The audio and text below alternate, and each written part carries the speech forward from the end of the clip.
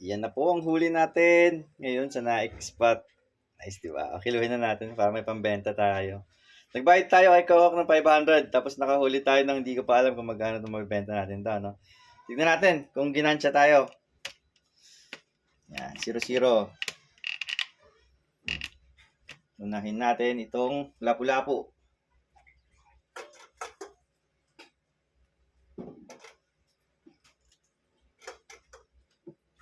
Isang kilo naman siguro. May 1 kilo. Aba, sasakto 1 kilo. Oh, 1 kilo at 1 guhit. Pwede na yan sa 400. 400. Next.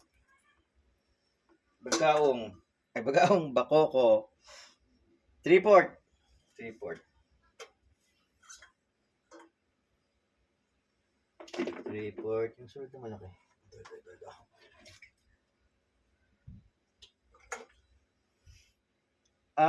Isang guhit bago mag 3/4.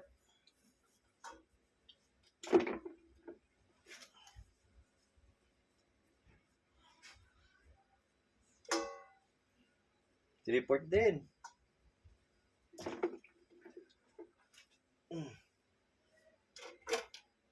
Isang kilo at isang guhit. 2 guhit na rin. 1 kilo at hati yung 2 guhit sa isang guhit eh. Next to, 1 kilo rin to. 1 kilo! Sakto, 1 kilo. Ilan na yun? Hindi mo na nabilang kung ilan na yun. Itong isa, pinakamalaki. Record breaking ko is, ang record ko dito is 2 kilo saksirado. Nahuli natin. Pangkadin ni Kokok yun. To is 1 and kulang malapit na sa kalahati.